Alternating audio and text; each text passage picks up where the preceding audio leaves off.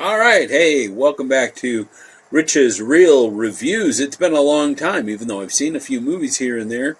I saw A Wrinkle in Time. When did I see it? Friday? I saw it Friday night with the family. My wife and I and three of our kids. We all showed up. Four of our kids. We had 6 seats. All wanted to see A Wrinkle in Time. It's one of my favorite books of all time. I read it several times as a youngster. The first time I think I was 10 and didn't quite understand it. The second time I was 13 and made a lot more sense to me. It's a beloved book, and most of us have read it, or we've heard of it at least. A Newbery Award winner. And Disney went off and made it a movie. Disney and Oprah and Reese Witherspoon and a bunch of kids I've never heard of it. And Captain Kirk, Chris Pine, yes, Kirk was in the movie. So that's fantastic as well.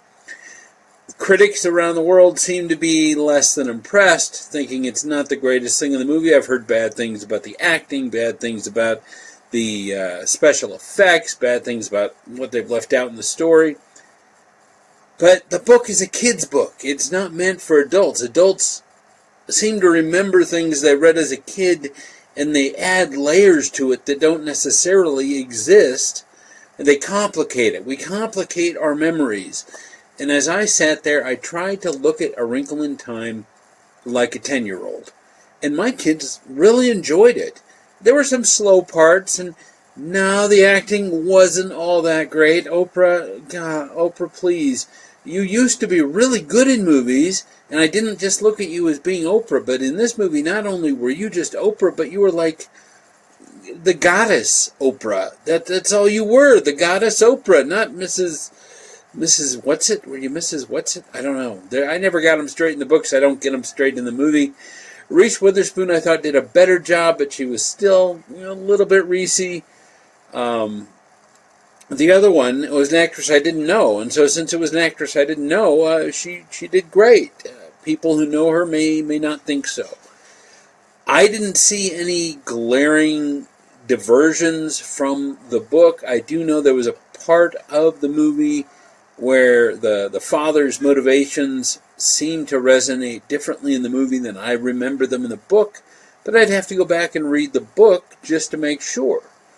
So, I enjoyed it. I thought it was fun. If I'm going there as a 10 to 13-year-old, I think I'm gonna give this a thumb. Oh, I can't say that. I'm gonna give this a positive review. I'm gonna give this 4 popcorns out of 5. If I'm seeing it as an adult, yeah, it was a little flat. And everything the critics say is pretty much true. It was not a great Disney movie. It was not like a Pete's Dragon movie, which I thought was pretty good.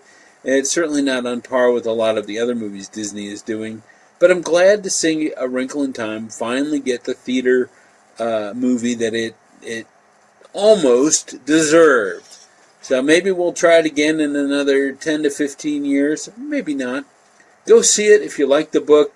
You'll probably enjoy the movie. If you like the book so much that you just can't handle an adaptation, then don't go see it. But I didn't think A Wrinkle in Time was as flat as the critics say, even if it wasn't the best movie in the whole world. Go, choose to enjoy it, and you'll enjoy it. Till next time, thanks a lot for tuning in to Rich's Real Reviews.